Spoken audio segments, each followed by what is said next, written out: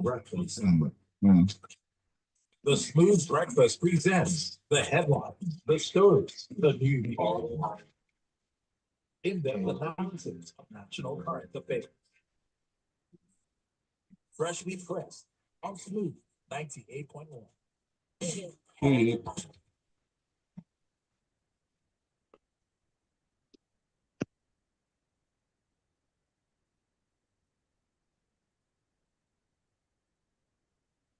Love music, love life. It's now 30 minutes past 7 o'clock, and you are welcome to Freshly Pressed. It's time for us to take a look at the headlines making the news and for us to get into the in-depth analysis of these headlines. Of course, I will not be doing that alone. I will not be doing that at all. We do have our analysts who have joined us, one virtually and one in flesh and blood, and you can see our faces by going to our YouTube page. That will be at Smooth 981 FM Lagos, at Smooth 981 FM Lagos. And we beseech you to subscribe to our YouTube channel so that you do not miss out on anything that we have lined up for you. Once you see the notification, then you can click on it and join the live stream. We have a number of ways you can be a part of the conversation. We have WhatsApp line, and that will be 0809 444 0981. Again, 0809 444 0981. If you're sending a message for the first time, please include your name and your location. You can also join us on YouTube using the live chat option, and that means youtube.com/smooth 981 FM Lagos. Joining me in the studio, I do have Lakunle Yusuf, who's on Twitter at Lakunle70. Good morning. Good morning, Oluwaseun. It's good to see you on this shift. And in reference to your today in history, I remember primary school, they ingrained that famous quote into our heads. One step for man and one giant leap for mankind. Exactly. And they went further to tell us that you only remember the name of the first person who landed on the moon, not the second. You don't remember the second. Nobody remembers who comes second. Well, I do remember Buzz Aldrin. Yep. Well, joining us virtually via Zoom. Thank you for joining us, Devoe Okorie, who is not on Twitter. Good morning. Morning, world. Morning, Lagos. Lakunle, show, new day, new week. Cool leadership by the wrong example. Okay, well, yes, my name is Oluwaseun. And straight into the headlines now, we're going to get started with something, a statement that was made by former President Goodluck Jonathan, who said INEC as well as judiciary are aiding misbehavior of politicians. Devoe? Yes, I have to say that these stories, headlines, are a bit challenging because of who is speaking and what they are saying. Here we have one of our past presidents that was invited as a guest to an electoral reform conference held by Yaga Africa, okay? And in it, there were both the bilateral bodies as well as INEC who were discussing, would I say, better ways of reforming our electoral practices. And as the chairman of the occasion, Jonathan, he now spoke and said that it was only right that there was a comprehensive reform in our electioneering, how we could address some of the gray areas, both at the national level and at the subnational level, to ensure that we come out with a better democracy.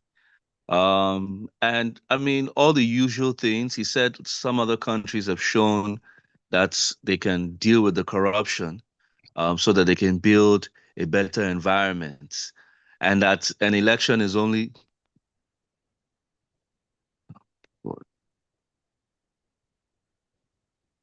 Can you hear us? Can you hear me? Yes, we can hear you. Okay. So he said an election is only as good as the electoral process. So he gave examples in Ghana of how they were able to, do an election without much technology, okay? And that if you compare election to a football match, if you have a referee and VAR that tolerates nonsense, the players will also play nonsense. But you see, why? And then he spoke about the fact that, despite the fact that in Nigeria we have BVAS, that's the Bimodal Voter Accreditation System, the IREV, that INEC was still experiencing a lot of voter issues, violence, and glitches. He even says Sierra Leone was able to introduce the biometric voter system. Now, in all of this, the ex-president or the former president didn't say anything we didn't know. Even Professor Jega, who was a former INEC chair, was also there. He was even the one that was in charge when Jonathan lost the election. Now, the issue here, right, for me, is that it's not so much about INEC that is a problem with our bad elections or with the judiciary. I must say that our leaders, and in this instance, I'm going to point directly at our leaders. It is the leaders in any nation that make use of the power that they have as constituted authorities to either make or mar the electoral process. And unfortunately, just with the release of IBB's book, people need to go down in history and see how the connection between from military rule, okay, which happened about 5 to 6 times, to what we have now as civilian rule or civilian democracy, has led to this inordinate desire by our leaders to hold on to power. And in the need and the desire to hold on to power, from one administration to the other, they have weakened. They have literally shifted mountains to ensure that they, as Jonathan would put it, by any means necessary, to either perpetuate themselves in power or to either game the system. Take, for example, when Abdul Salami handed over to the civilian democracy, remember, he was the last military ruler. Obasanjo, that was brought out of prison and made president, okay?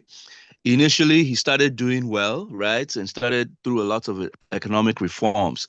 But towards the tail end of his own tenure, you saw how he used the instrumentality of the National Assembly to try and extend his a third term. Are you getting what I'm saying? And for those who know history well, some people know that it's simply because the National Assembly members at that time could not get funded or the money that they needed to be bribed. That was why they didn't agree to extend Obasanjo's third term. Or else, if they had gotten their money, by now would have been discussing 3 terms for each presidential person. Going to the next person, Yar'Adua died early. Jonathan came on board. That PDP government at that point in time did a lot of bribery amongst INEC. However, the APC at that point in the next election did what they could to win the election. And what did we have after then? You had Buhari, who at the end of the day passed some electoral reform bills. We thought technology was now being applied, but you saw what they did with IREV and BVAS, apart from the fact that they now came back and told you that, oh, it's not in the constitution, that whatever BVAS has is not legit, meaning it was a complete waste of time. Till date, currently, you saw how even INEC themselves, when people were opposing the electoral results, either at the state level or at the presidential level, that INEC should review the counts. What did INEC say? Well, what is our greatest response to any feedback on election results? They'll tell you go to courts, that their own bidding is to just announce results. So my point is this: we must take responsibility for the dilapidated and wretched electoral system that we have. It is going to take leaders that have a bit of, what I call it, iron-cladding will, okay? To be able, the same way the military enforced their will during their time, even civilian democratic rulers have powers. Use your power to ensure that, one, you not only put in systems, you pass the right laws that will deter this, what I call it, bad electoral system that we have. You saw how they use technology, and at the end of the day, technology does not have a soul of itself. It's the people who handle the technology that make it work. You saw at some point, I still remember, I think it was around that Goodluck Jonathan time. No, sorry, Buhari's first election, when Atiku Abubakar came back and they took them to court. INEC came back and said they didn't have a server. I mean, we've gone through, this is the history of Nigeria. And this is why we don't have proper elections, to the, as they say, to the confidence of the polity, and which is why many Nigerians have lost hope in coming out to vote. In the last election, you saw a lot of thuggery. You saw a lot of police turning a blind eye while violence was being wreaked in many locations. Even now that you still have the Tinubu and the Shetima election, what happened in Edo States? You saw agents of opposition party pushed out, and then at the end of the day, when people were opposing the final counts, what were they told? Go to court. So I'm only saying that, look, we only have one person to blame. And until our leaders have what's the word? Some spine to be able to say, no, we're going to do it properly. Or if this system is not going to work, maybe we adopt option A4, which was what led to that free and fair election during the Abiola 1993 period. Those who stood for each candidate came out and they counted it. No need for technology. We could tell with our plain eyes who won the election and who didn't. At the end of the day, in Nigeria, we have ourselves to blame.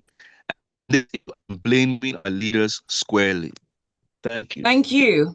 I mean, we really can go on and on. Unfortunately, we do not have the luxury of time. Thank you, Devoe. And quickly, we come to you, Lakunle, for this one. The Resource Center for Human Rights and Civic Education on Tuesday called on the Economic and Financial Crimes Commission, that's EFCC, to investigate the source of the massive donations made at the recent book launch of former military ruler General Ibrahim Badamasi Babangida, and that totaled about 17.5 billion naira in donations to the IBB Presidential Library Project. Just before we came on air, I had said that I think that my personal opinion about General Babangida retired are not radio friendly any time of the day. Having said that, but I'm going to be a bit controversial here. I do not think that what private individuals do with their money is an issue for EFCC to go and investigate. They invited these people to this event. Between three people, they raised 10 billion of the 17, with an additional 6 billion to be paid by one of the three in installments over the next 3 years. Right. So to what extent is EFC going to probe that? The morality or the concept of the event, the book, the people who are at the event, all of that were things that all of us have personal opinions, and there's so much controversy about the man himself that our emotions seem to have taken the lead about these things. Yes, there had been alleged crime against the state that this man has committed while he was in power. There are so many of them. The windfall, the unaccounted for monies we made during the Gulf War between 1991 and 1993, 1990 and 1992. The matter of the SAP, that structural adjustment program, the matter of the elections of 1993, the matter of the various rumored coups and convictions and execution of people for having taken part in those coups, and so many others that been on the table that's never been investigated, or if it's been investigated, we never heard anything about it. So all of these things, when you put them together, it does not portray a good omen for anybody to come outside and do this. Second or third, a bad precedent has been set like 12, 13 years ago, when a former president, before leaving office, actually did his own, called people together and said, I wanted to establish a presidential library, and everybody in Nigeria went to Abeokuta to go and donate money. We hear today that not all those monies actually came in. that some of the people who made promises on that, they didn't drop the money. Yeah, but a bad precedent to be set as at that time, as at that time.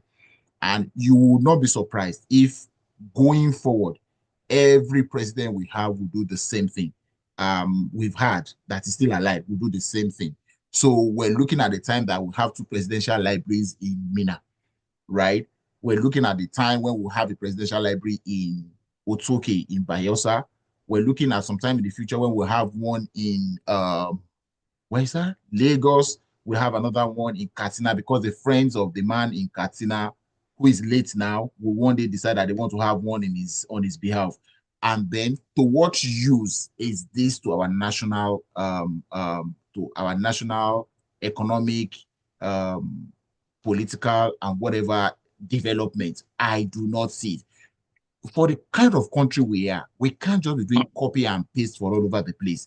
I think what we should do is that we should probably just have a singular national presidential library where the history, the activities, whatever of every president, head of states can be curated and kept so that people can go there and see for each person. Not this one that everybody is doing one all over the place. It is just resulting into a lot of duplicity and this kind of conversations that we're having. The matter for conversation today is not about the propriety of the man, his book, the amount he's selling it, but it's the idea that EFCC should go and probe the people who donated money. You can ask EFCC to go and probe the man who received the money, maybe next year after the money has been spent, to be sure that the money came in and was spent for what has been spent for. But you can't ask EFCC to go and investigate businessmen. However, whatever business they do, they have valid businesses, registered businesses, they pay taxes, they do CSR all over the place. You can't ask EFCC to go and probe them to ask them where they found the money they donated. That's the point I'm trying to make. But the propriety of everything around it is something else that is a discussion for another day. Would never leave here if we go into that. Thank you very much. I'm just wondering if we should have one library, presidential library, whose name will it carry, because you're going to take away from all the people that want their name to be on a library. The National Presidential Library of Nigeria. Their name can never be removed from the history of Nigeria the way it is. Even in a Shonekon that was interim head of state for 93 days, when the National Council of State sits, when he was alive, his seat is reserved for him. I hope they believe you. Moving on, let's go to Enugu State, where the Enugu Assembly is moving to regulate tenancy fees as well as landlord charges. And the House explained that the bill was in response to growing complaints from residents about the rising exploitations of tenants and prospective tenants by landlords. Devoe? Yes, I think this is a good move by the Enugu State Assembly. And basically what they were looking to achieve is regulation of agency and legal fees and capping it at maximum of 10%. And then abolish the long-standing practice of caution fees, which are normally imposed on tenants, but at the end of the day, never paid back. Now, I think these are some of the land and real estate reform governance bills that are necessary for some kind of affordability within society, because even in Lagos now, we're having this problem that sometimes you hear someone say that I'm paying for rent, 1 year's rent is 500,000. I've been asked to pay for 2 years, which makes it ₦1,000,000, and then my agency and tenancy is 500,000. How can? And I used to know the days when agency and legal was 5%. I don't understand where and how agents these days now set arbitrary figures for what they believe should be their agency and legal. And in most times, you don't even have a legal representative. What you just have is someone collecting that bogus amount, all in the name of some of these levies, which makes it almost impossible for tenants to buy houses or make it affordable. The bill also aims to address the irregular and fraudulent evictions that take place by some landlords and setting defined timelines and notice periods. I've also heard so many people tell me how their landlords just came in less than 2 weeks and told them that they've given them quick notice. No, there are laws guiding these things. If a landlord wants you out of his house, I think for Lagos it's 6 months. They need to give you 6 months notice. You can't just wake up and throw someone out of the house. Even the police are aware about this. But I'm hoping that at the end of the day, if Enugu State passes this law, they're able to effectively enforce it and also communicate it to their residents. Because a lot of times, as they say, ignorance of the law is no excuse. Many people will still fall for these bogus agency fees or short-term evictions in the name of not knowing what the law had to say on their behalf. But kudos to the Enugu State Assembly. I hope every other state assembly follows suit to ensure that affordable housing spreads around the country. Thank you. And we really hope that helps to reduce or properly eliminate cases of did the government build my house for me that I hear from some landlords. Yes. Please, can Lagos State government copy Enugu State government on this very quickly? Okay, we'll quickly go to the WhatsApp messages, and you can join the conversation by sending your message to 0809 444 0981. You can also join us on YouTube at Smooth 981 FM Lagos. It means you can drop your comments using the live chat option. All right, so I do have Mr. Jayolonilua from Magodo GRA Sherry, who says, good morning. It's unfortunate that former President Goodluck Jonathan is just seeing the defects in our electoral system, which he had the opportunity to correct when he was in charge for 6 years. Let our leaders be sincere to themselves and the nation. Then I do have Uju Veronica, I suppose, and you said, good morning, Smooth FM. When government officials leave office, they start speaking as activists that want a good Nigeria. Can President Jonathan say the election that brought him to power was really fair? And can Professor Jega say, honestly, he did a good job as INEC chair? I do have a long one from Dayo from Lagos. Good morning, crew. There's a saying, loyalty for this government is cash and carry, objection and mortuary. Everybody gets agenda with their mercenary enterprise when you choose people because it's party person, not based on capacity or competency. This is what your president did by, okay. And he further said, because they have been compromised with 160 million naira that is alleged. And then further said, good morning, crew. Before 2027 election, Nigerians must seek for electoral reforms. Firstly, remove Yakubu and his gangs. Also, the executive must not select INEC chairman, but Nigerians must choose themselves like Mike Igini, who will never compromise, seek independence candidacy. Nigerians must march to the Senate and House of Reps to seek reforms for this change. If they do free and fair election without vote buying, Agbero, intimidation, cash and carry, INEC, and judiciary, APC. Okay, all right, that's a lot. I do have Angel who says, good morning. Hello, Oluwaseun, good to hear you on morning radio. That admission by the military dictator, IBB, ordinarily is tantamount to a treasonable felony, murder, and other consequential crimes and charges. He ought to be arrested and prosecuted. Sadly, this is a nation of strong individuals and weak non-exist. Wow, okay. Those who applauded when he spoke should be. All right, I feel like you're trying to get me kicked out now after welcoming me back, Angel. Thank you. Emeka says, why not the EFCC go and investigate how the money for the National Library was embezzled? That library project has grown weeds as it has been abandoned for donkey years. They should leave the IBB money alone. Is it the IBB money now or for the library? It's his money because it's his name. Okay.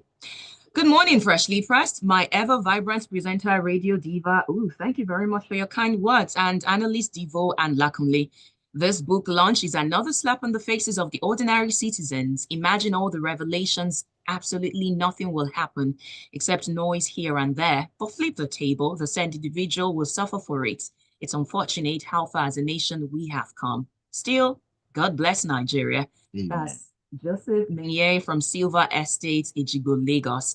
And on a final note, I have Tony from Marine Beach who says it's really sad and heart-aching that those who we call leaders will openly play around and circumvent every electioneering process with the best of ideas and innovation that is workable in other countries. Even if you import the idea from heaven, these people know how to make a nonsense of it. Our leaders should begin to talk to themselves and retract from these days stay-put syndrome before it gets the country into an uncontrollable conflagration, because it's obvious that this impunity has a timeline. I wish we could take more messages, but we need to quickly go back to the news now. Specifically, we're going to the Niger State, where the government is banning tax on hawkers, petty traders, because it doesn't want multiple taxations. Lakunle. Okay, so I'd like to look at this from maybe 2 or 3 perspectives. One is this thing about the strong man in position of authority. I deliberately don't want to use in power, in position of authority, and how we abuse processes. So the governor wakes up one day and out of the kindness of his heart, good intention, and just makes a pronouncement, I hereby ban all those things. No procedure, no evidence to show that they followed the process of the law.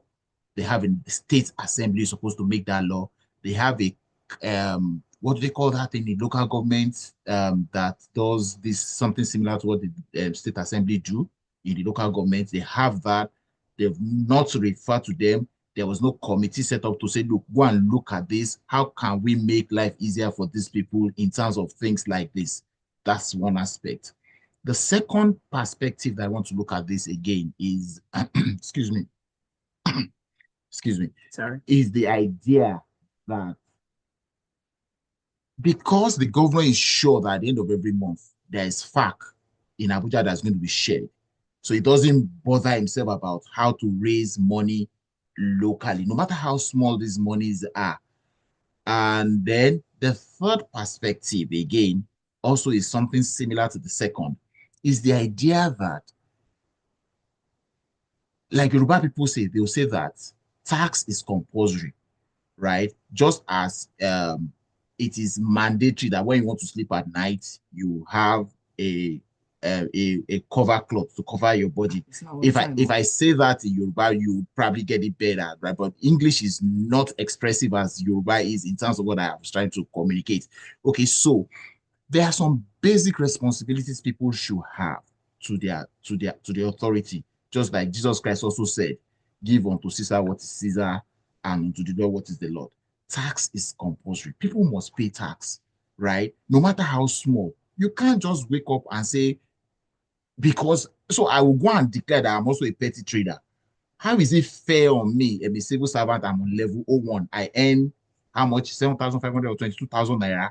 I pay tax, right? Or, okay, now there's a law that says that I can't pay tax if I earn less than 1 million naira a year or something like that.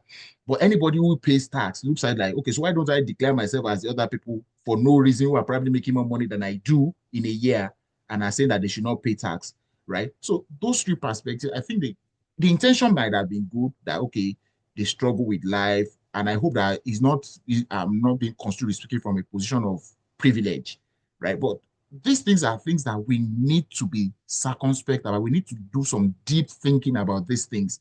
We can't just wake up one morning and make this kind of blanket declarations that at the end of the day is going to distort something down the line. Sometime very soon, the government is going to say they don't have money to do some things. And it's because more than half the population of the state are not paying tax.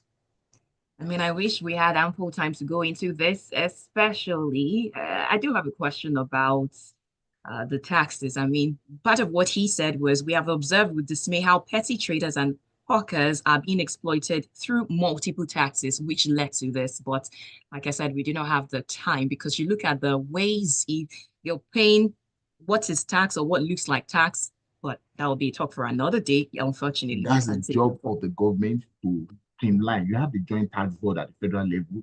Streamline all those things. It's not the issue. The issue is that pay tax, not about the number of taxes you pay. Okay, thank you. And on a final note, Devoe, please promise that you can do this quickly. And this is about the Minister of Police Affairs, Senator Ibrahim Gaidam, calling on security agencies in Nigeria to adopt international policing standards, particularly those employed by Interpol, to address the country's growing security challenges. Devoe? Yes, I've forgotten that there's even a minute of. Can you hear me? Yes, I can hear you. We can hear you. I've forgotten that there's even a minister for police because I've not heard or seen his hand since this administration started. However, it's a simple response. He wants the police to take up Interpol strategies to be able to tackle insecurity in Nigeria, which is a good idea. However, if this government or if the Nigerian government continues funding the military and leaving out the police, we're never going to have a functional police force. I've always suggested take half of what you give the military and give it to the police. Enough. We've kept the military going in as much as they're important. But if you do not fund and build your police system, your country will never have credible, functional, and a formidable police force. Period.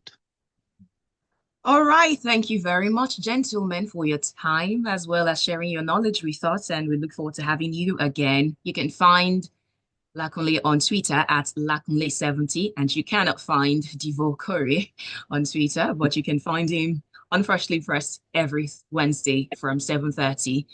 Thank you for being a part of the Smooth Breakfast. It continues with Locker Room from 8:15. We'll be talking about many things, including Mikel Arteta not giving up, or at least he said, over his dead body. Thank you. The headlines. Ciao. Oh, what happened to Lagos stocks? Lagos Talks, do they still do it? Which Lagos stocks? Our Lagos stocks? We still do it.